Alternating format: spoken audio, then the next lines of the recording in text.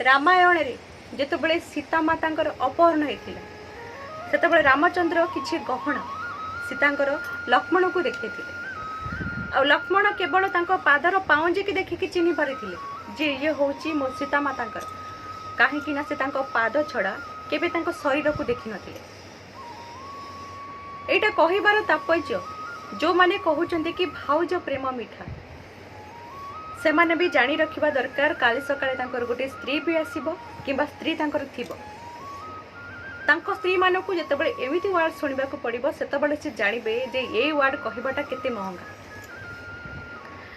एठी सबु भाउज दियर संपर्क जे केवल खराब संपर्क सेटा केबे भी भाबंतुनी।